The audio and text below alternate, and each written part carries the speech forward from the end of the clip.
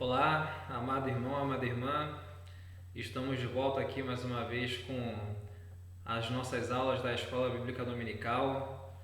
Dessa vez a aula está chegando para você com um pouco de atraso, mas glória a Deus porque a aula está chegando para você. Conforme o pastor ele havia falado nesse último domingo, a gente teve problemas técnicos para poder estar gravando nesse fim de semana. Esse tempo de gravações online tem gerado muitos desafios para nós, né? Passamos a vida inteira acostumados a fazer a obra de Deus dentro do templo, dentro da igreja, né? Me converti ao Evangelho em 2006, em 2007 mais ou menos ali, por misericórdia e graça de Deus, já estava bastante envolvido na obra do Senhor. E de fato é a primeira vez, mesmo apesar de tantos anos, né, posso dizer aí, já se vão quase 15 anos aí envolvido na obra do Senhor, em diversas áreas da igreja, e essa parte de pregação online, ensino online é realmente muito novo para mim e eu creio que para muita gente. Mas glória a Deus porque estamos aqui, não é verdade? Glória a Deus porque essa mensagem ela vai estar chegando até a sua vida e eu espero que você possa absorver esse conteúdo, que ele possa ficar ali guardado no seu coração. Eu tenho certeza absoluta que se você aceitar o desafio e ficar conosco aí até o final desse vídeo, até o final dessa aula, eu tenho certeza que Deus ele vai estar te ensinando muitas coisas boas, preciosas, e você vai ser abençoado e também vai ter a oportunidade de no futuro ser canal de bênção na vida dos seus irmãos. Para você que valoriza a escola bíblica dominical, que procura estar assistindo, você quer sair de um nível superficial do conhecimento da palavra de Deus, assim como eu quero também crescer na graça e no conhecimento do Senhor Jesus Cristo. Você entende que o conhecimento é essencial. O conhecimento da palavra de Deus é essencial para nossas vidas. Eu glorifico a Deus por isso. E vamos estar juntos até o final. Quero orar agora nesse momento para Deus poder abençoar essa aula, porque o Lohan ele leu, ele aprendeu, o Lohan ele viu muitas coisas, mas se o Senhor não falar comigo, com você, mesmo que seja numa simples aula de escola bíblica dominical, eu creio que você não aprenderá nada, e eu também. Vamos orar. Pai de amor, Pai amado, eu te peço, Senhor, abençoa, Senhor, essa aula, Pai. Ensina, Senhor, os nossos corações, Pai. À medida que o conhecimento da Tua palavra penetrar no meu coração, no coração do meu irmão, da minha irmã que está assistindo essa aula, que nós possamos ser edificados, que possa surgir uma alegria maior em Te servir em nossos corações, Pai. Que o Teu nome, Senhor, seja glorificado nessa aula, Pai. Glorifica ao Teu santo nome nessa aula. Esse é o meu desejo e essa é a minha oração, Pai. Fala conosco, Senhor, nos ensina mais um dia, mais uma vez, Pai. Queremos nos debruçar aos Teus pés para poder aprender da Tua palavra, Senhor. Em nome de Jesus, amém e amém.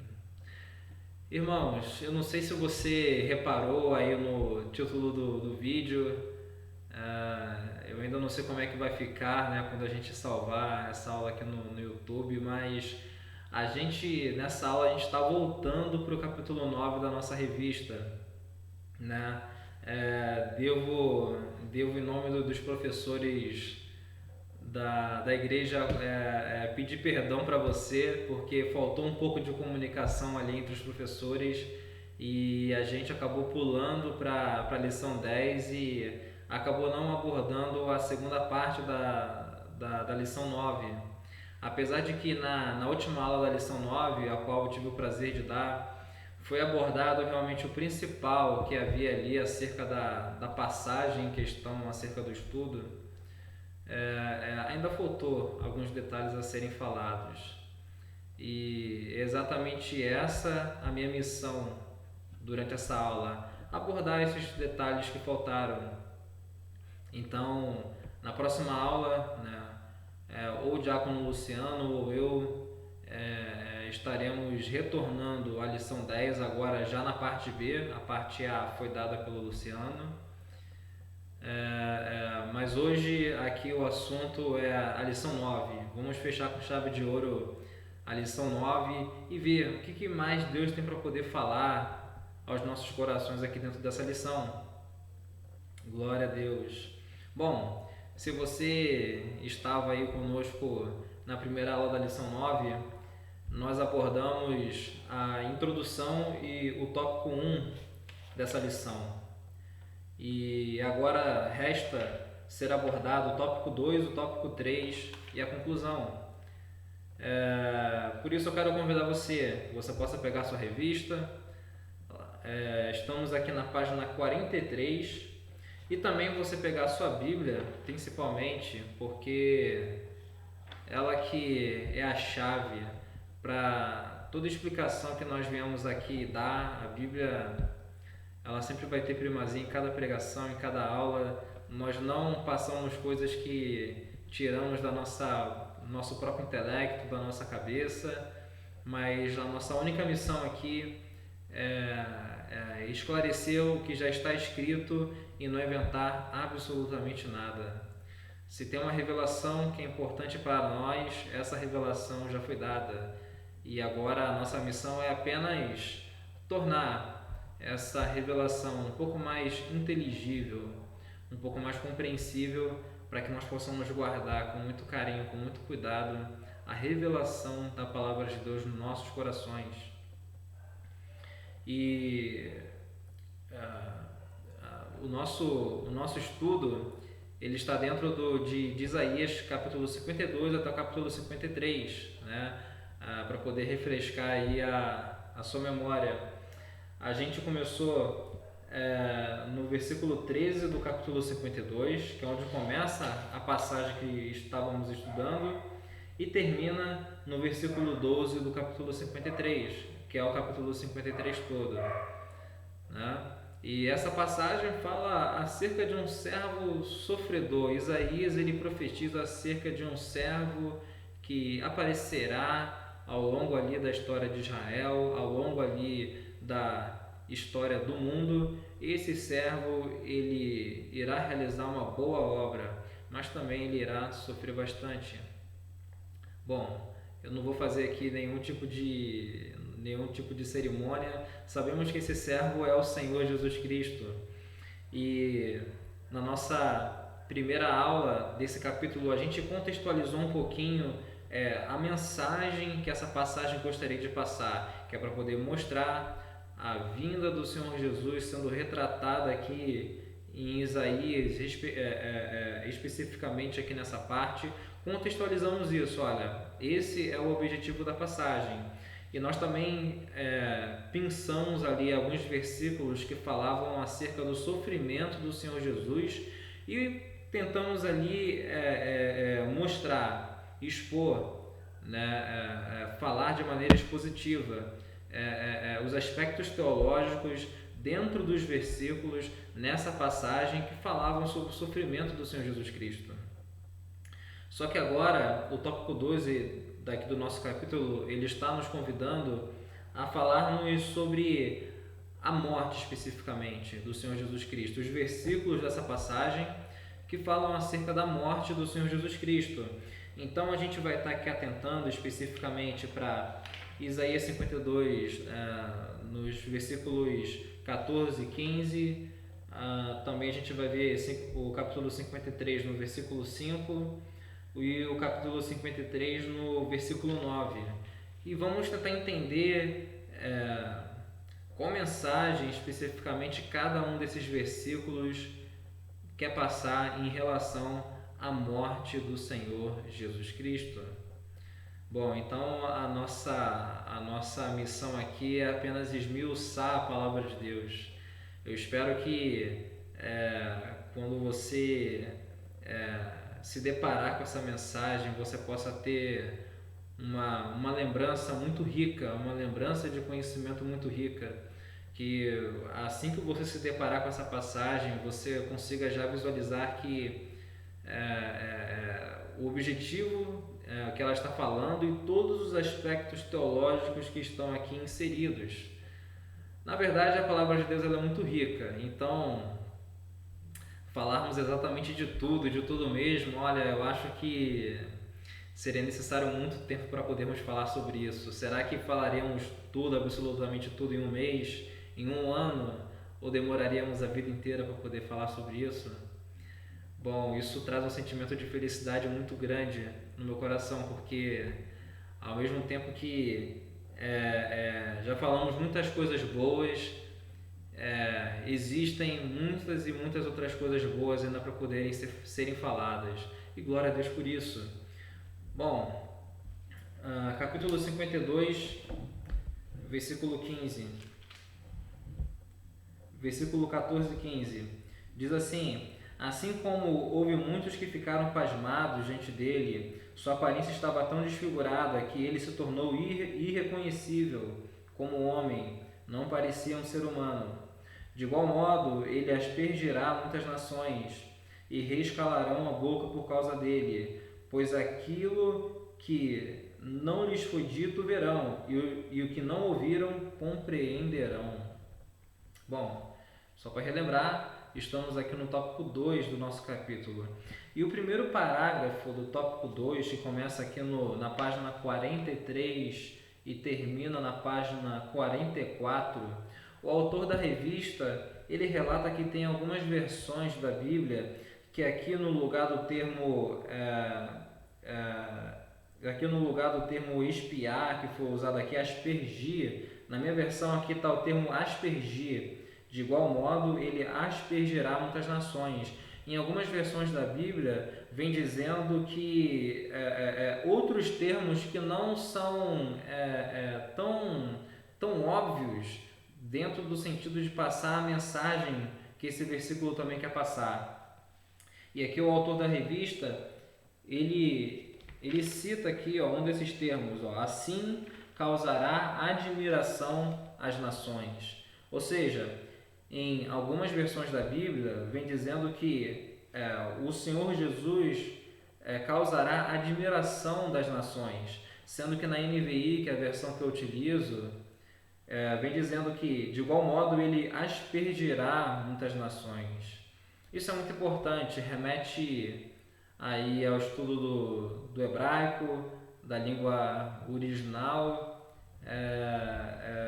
A nossa escola bíblica dominical não tem essa função de falar sobre línguas originais, já é uma coisa muito, muito aprofundada, mas só que a gente relendo aqui o contexto, a gente entende e a gente vê que está falando sobre a morte de Jesus, e a gente percebe que o termo melhor não é causar admiração às nações, mas sim aspergir muitas nações, né?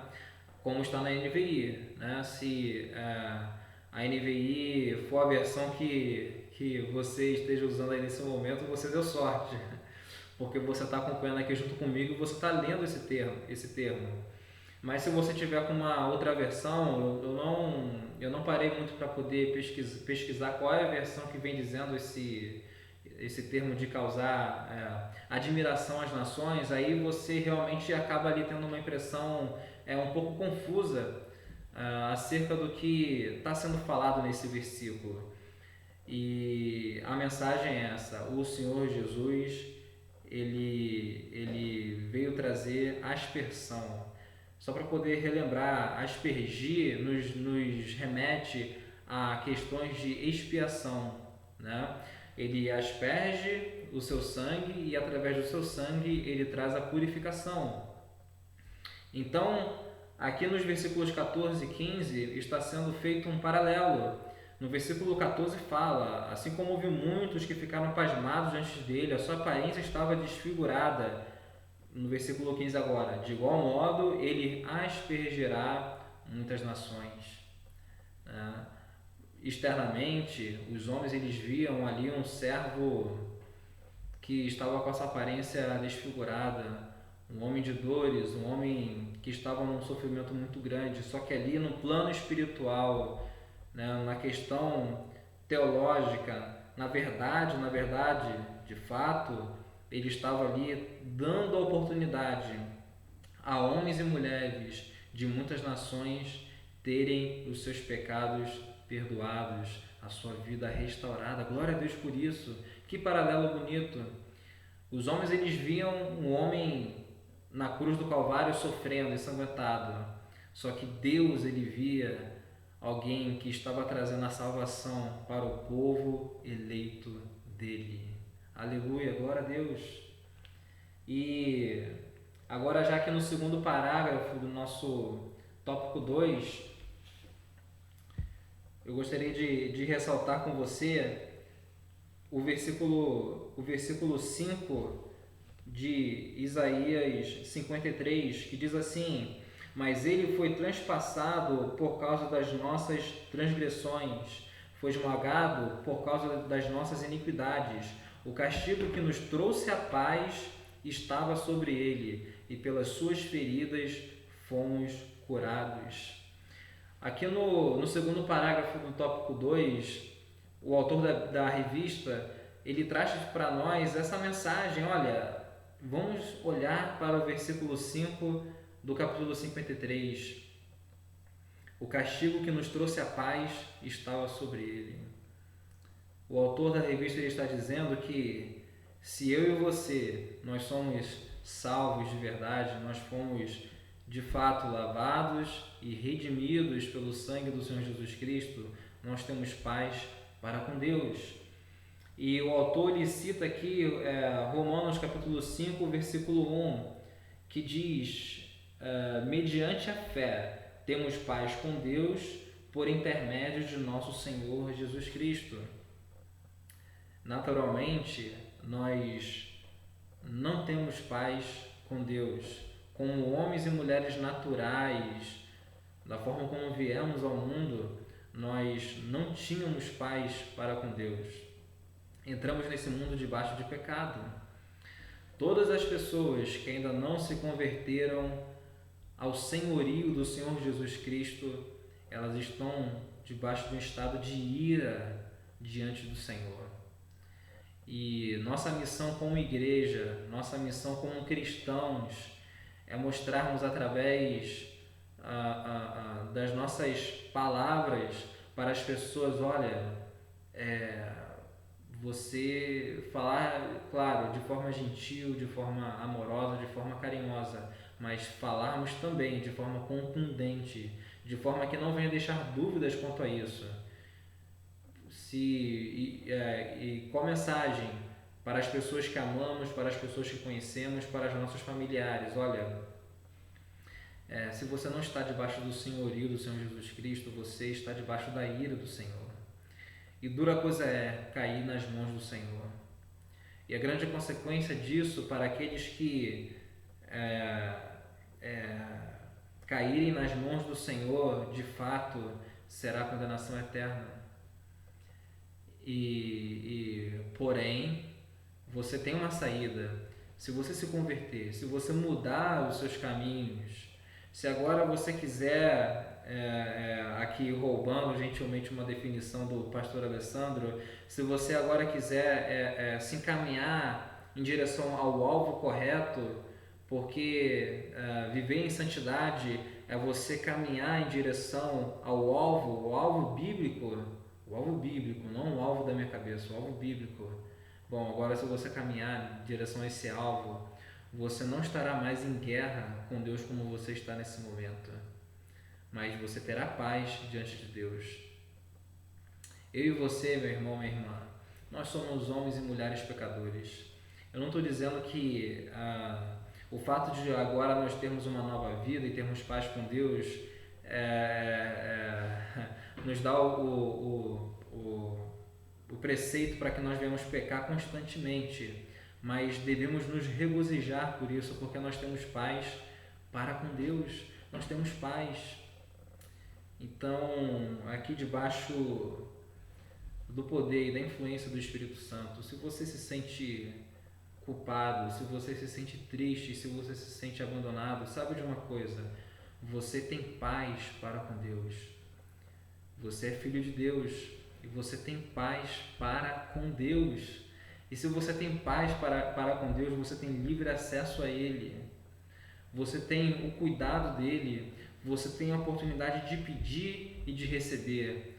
Você tem a oportunidade de ver os desejos do seu coração sendo realizados.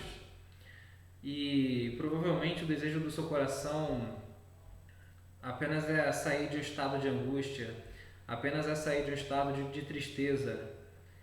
E você está debaixo desse aspecto, o aspecto da paz para com Deus. Por isso, clame ao Senhor, vá até a igreja, entre naquele lugar, por aquelas portas, se dobre diante do Senhor. Que se você se sente mal, se sente culpado, se sente triste, se sente rejeitado ou qualquer coisa relacionada a isso, você tem a oportunidade de, na sua casa ou na casa do Senhor, se dobrar diante de Deus Pai, apresentar os desejos do seu coração e Ele, debaixo da sua perfeita soberania, irá lhe conceder aquilo que está no seu coração. Porque agora você é nova criatura e você tem paz diante do Senhor. Continuando, agora já no terceiro parágrafo aqui do nosso tópico, diz assim: a lei dizia que o animal sacrificado deveria ser sem mácula, sem defeito, não poderia trazer em seu corpo nada que representasse a pecaminosidade humana. Em Isaías 53:9 diz: designaram-lhe a sepultura para com os perversos, mas com o rico esteve na sua morte, posto que nunca fez injustiça, nem dolo algum se achou em sua boca. Somente por causa disso ele tem autoridade para aspergir muitas nações. Ou seja, aqui em Isaías 53, no versículo 9, é enfatizado pela palavra de Deus de que esse servo ele nunca havia pecado. Olha, que profeta foi Isaías, né? E que Deus foi o Deus de Isaías, porque uma descrição dessa tão precisa a respeito da vida do Senhor Jesus Cristo, olha, realmente só sendo algo poderosamente sobrenatural da parte de Deus. Porque aqui Isaías ele fala que esse servo ele não cometeu nenhuma violência, não havia mentira nenhuma em sua boca, era um homem sem pecados.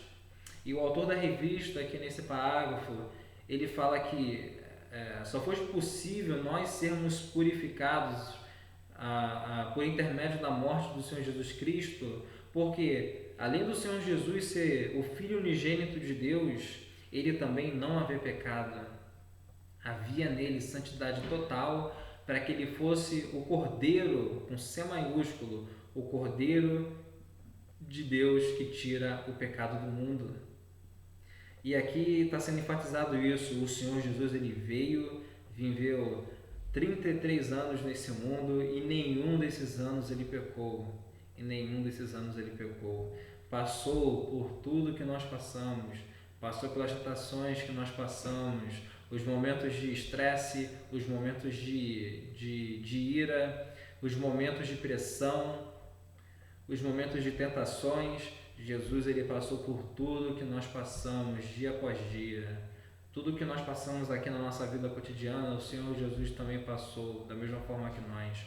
Contudo, ele não pecou e por causa disso, ele se tornou apto para que ele fosse sacrificado na cruz do Calvário e recebesse a culpa pelo meu e pelo seu pecado.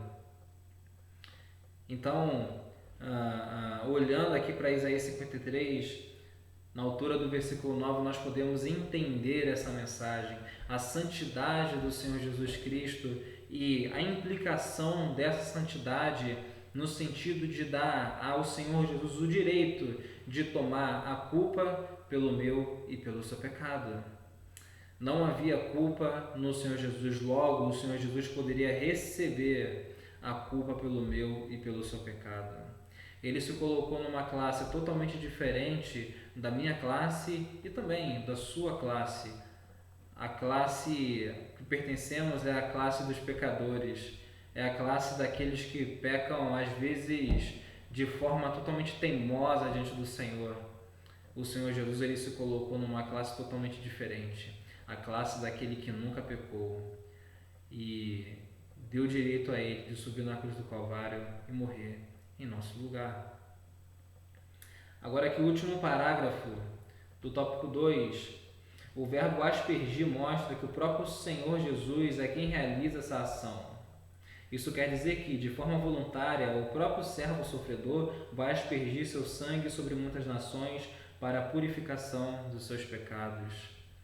O Senhor Jesus, por amor, por obediência a Deus Pai, por apreço à sua própria glória como Deus, veio a esse mundo e voluntariamente se sacrificou pela minha e pela sua vida. Voluntariamente. Não havia merecimento, nem em mim, nem em você. Mas ele veio voluntariamente. Não havia como eu ou você obrigássemos ao Senhor Jesus se sacrificar por nossas vidas. Mesmo assim ele veio. Mesmo assim ele se sacrificou. E agora nós temos acesso ao Pai. E seremos salvos no reino eterno. Vamos agora para o tópico 3, a intercessão do servo. Nesse tópico será enfatizado principalmente aqui Isaías capítulo 53, versículo 12, aonde fala que esse servo sofredor ele intercedeu pelos que seriam finalmente salvos. Vamos ler aqui Isaías 53, no versículo 12. Diz assim: por isso eu lhe darei uma porção entre os grandes, e ele dividirá os despojos com os fortes, porquanto ele derramou sua vida até a morte, e foi contado entre os transgressores. Pois ele levou o pecado de muitos, e pelos transgressores intercedeu. Olha só o que nós descobrimos.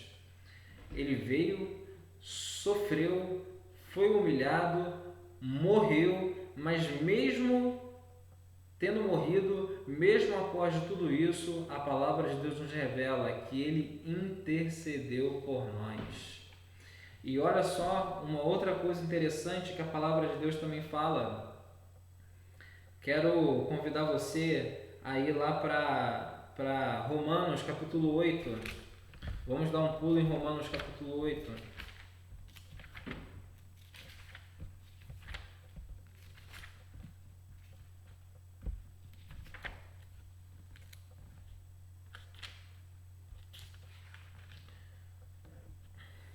Romanos capítulo 8, no versículo 31, diz assim: que diremos, pois, diante dessas coisas? Se Deus é por nós, quem será contra nós?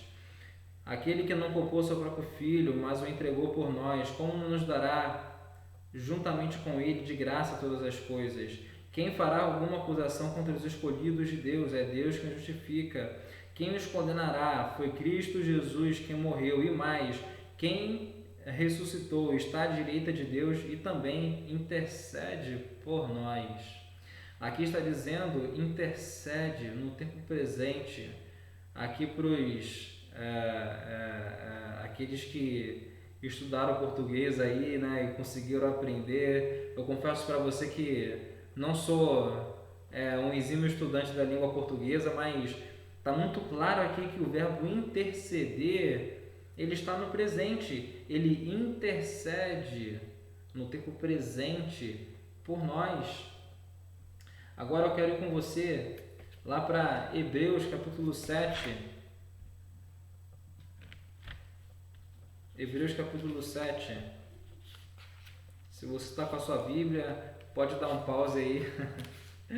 Você tem esse recurso para você poder achar o seu versículo sem ser aí, né, atropelado, né? Mas eu já encontrei aqui, eu vou estar lendo Hebreus capítulo 7, versículo 25. Diz assim: portanto, ele é capaz de salvar definitivamente aqueles que, por meio dele aproximam-se de Deus, pois vive sempre para interceder por eles. Última frase diz assim: pois vive sempre para interceder por eles. E agora, concluindo aqui esse apanhado de passagens, eu quero mencionar Romanos capítulo 8, versículo 1. Agora, pois, nenhuma condenação há para aqueles que estão em Cristo. Jesus Cristo, Ele intercede por nós, mesmo apesar da sua morte na cruz do Calvário, porque quantas vezes nós pecamos, quantas vezes nós transgredimos a lei do Senhor, e mesmo sabendo desse sacrifício de cruz que foi feito por nós, o inimigo está a nos acusar a todo tempo. Porém, o Senhor Jesus Cristo, Ele intercede por nós. E por Ele interceder por nós, agora nenhuma condenação há. Nenhuma condenação há. A obra do Senhor Jesus Cristo foi completa, nenhuma condenação há. Dia após dia, nós temos a oportunidade de nos levantarmos novamente e podermos fazer diferente do dia anterior, caso no dia anterior nós tenhamos errado. O convite do Senhor é para que você seja santo todos os dias, para que você caminhe com Deus todos os dias. Porém, se você falhar a cada novo amanhecer, você tem a oportunidade de se voltar para Deus, de restaurar o seu relacionamento com Deus. Mesmo apesar dos seus pecados, se você se arrepender e voltar atrás, você tem a oportunidade de ter uma nova caminhada com o Senhor. Porque aquele que morreu na cruz há 2000 anos, ele ainda intercede por você dia após dia. Ele sabia que você ia precisar disso. E Ele está lá, à destra do Pai, intercedendo pela sua vida. E é isso que está sendo retratado aqui no versículo 12. Pelos transgressores Ele intercedeu. O Senhor Jesus, Ele também é um intercessor. Que maravilha! Ele era sacerdote, Ele é rei, Ele era profeta e Ele também é intercessor. Ele também é intercessor e intercede pelas nossas vidas. Agora eu quero ler com você o terceiro parágrafo aqui do nosso terceiro tópico. Diz assim: se o plano de salvação tivesse acabado no sepulcro onde Jesus foi sepultado, todos os seus seguidores estariam perdidos, pois ele não teria vencido a morte. Aqui o autor da revista ele está falando que toda essa passagem ela fala sobre um sofrimento, ela fala sobre morte, mas ele aqui insere um adendo. Ele fala que aquele que sofreu e aquele que morreu em Isaías 52 e em Isaías 53, este mesmo ressuscitou. E agora que ele ressuscitou, ele venceu a morte. E já que ele venceu a morte, ele tem poder para poder me livrar e te livrar da morte. O apóstolo Paulo, em 1 Coríntios capítulo 15, versículo 14, ele fala que se o Senhor Jesus ele não tivesse ressuscitado, a nossa mensagem ela seria vã, a nossa mensagem ela seria vazia. Então, há toda uma importância teológica, não apenas na morte, não apenas na morte e no sofrimento, mas também há uma importância teológica na ressurreição do Senhor Jesus. O Senhor Jesus ele falou que o Filho do Homem ele seria entregue nas mãos dos gentios, mas ao terceiro dia ele ressuscitaria. O Senhor Jesus ele relatou isso nos Evangelhos e para que de fato toda a mensagem do Senhor Jesus fosse verdade, toda a mensagem que ele veio nos apresentar fosse verdade, ele teria que cumprir aquilo que ele prometeu. E ele, de fato, cumpriu aquilo que ele prometeu. No terceiro dia, ele ressuscitou, ele venceu a morte, ele mostrou que todo o poder que ele tem é muito maior do que isso.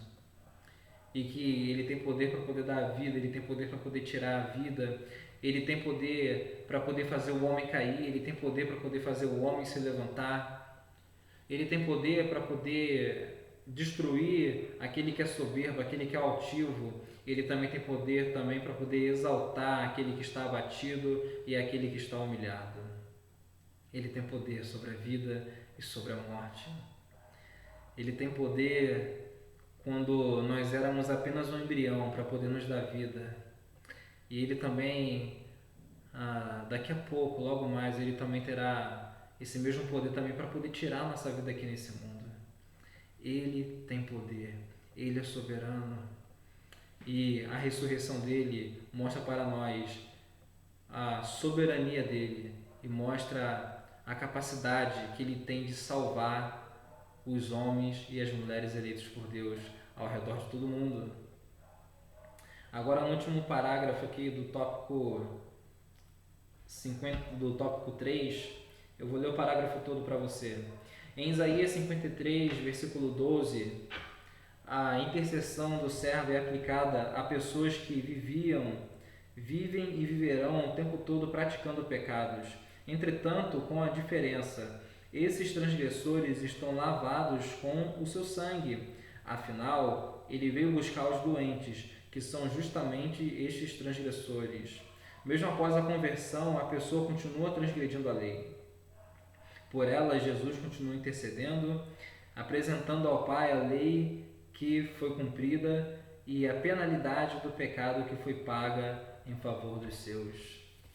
A todo momento, o Senhor Jesus, quando nós pecamos, ele fala para o Pai: Pai, o pecado daquela pessoa, o pecado do Lohan, o pecado do João, o pecado da Maria, provoca sua ira. Só que eu morri e recebi toda a sua ira no passado. Então, Pai, perdoa os pecados do Lohan, perdoa os pecados do João, perdoa os pecados da Maria, perdoa os pecados do José, do Pedro, do Tiago, perdoa os pecados deles. Perdoa, Senhor, perdoa. Que mesmo apesar dos pecados deles, eles possam ser perdoados nesse mundo e, por fim, poderem entrar no teu reino de glória.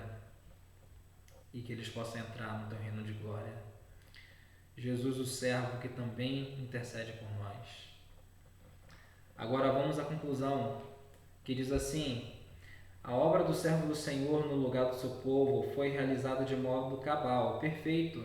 O caráter perfeito e vicário, ou seja, substitutivo do sofrimento, morte e intercessão de Jesus, nos dá a certeza de que a salvação existe, de que ela é real e está direcionada a todos aqueles pelos quais Jesus morreu. Jesus morreu a nossa morte para que pudéssemos viver a sua vida. Por si só, o homem jamais poderia se salvar, pois havia necessidade de um sacrifício perfeito e eterno. Então Deus olhou lá de cima e viu que não havia um justo sequer. Por isso era necessário que Deus, na pessoa do seu Filho, encarnasse e se entregasse para a remissão dos nossos pecados. Bom, aqui está muito explicativo, né? Mas eu gostaria de enfatizar a frase: Jesus morreu a nossa morte para que pudéssemos viver a sua vida. Ele morreu a nossa morte e nós vivemos a vida dele. Recebemos uma grande oportunidade, meu irmão, minha irmã. Eu recebi uma grande oportunidade. Que nós possamos valorizá-la e andarmos dignos e à altura dessa oportunidade que nós recebemos.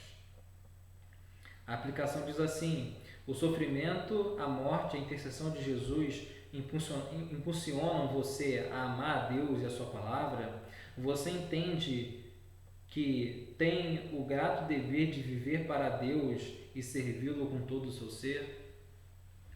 Que a minha motivação e a sua motivação não possa ser recompensas materiais ou financeiras, recompensas sentimentais ou emocionais, que a nossa motivação não venha a ser a honra diante dos homens, que a nossa motivação não venha a ser nada além da gratidão pela grande obra que foi feita em nossas vidas, pela oportunidade que temos de andarmos com Ele nesse mundo e, por fim, estarmos com Deus durante toda a eternidade. Bom, com isso encerramos a nossa aula. Eu espero que você possa ter aprendido coisas novas, que você possa ter aproveitado esse conteúdo. Então agora, quando você voltar em Isaías capítulo 52, Isaías capítulo 53, você já vai entender ali sobre o que está sendo falado. Não é à toa que Isaías ele era considerado um profeta messiânico, porque ele falou muito acerca do Messias. A lição 10 ela ainda é dentro do livro de Isaías. Nós temos aí passagens marcantes como o capítulo 9, que fala sobre que um menino nos nasceu, um filho se nos deu, e o seu nome será maravilhoso, conselheiro, Deus forte, Pai da eternidade, príncipe da paz. Um profeta messiânico falou sobre o Messias. E esse Messias não era apenas o Messias dos judeus, mas era o Salvador de toda a humanidade, no sentido de que aquele que crê poderá receber a salvação e estar com Deus para todo sempre. Que Deus te abençoe, que essa palavra possa gerar fruto no seu coração, possa produzir fruto a 100 por 1, e que você possa se manter firme conhecendo essas passagens tão preciosas dentro do Antigo Testamento que falam sobre a grande obra realizada pelo Senhor Jesus Cristo. Fica conosco e que Deus te abençoe. Até a próxima. Tchau, tchau.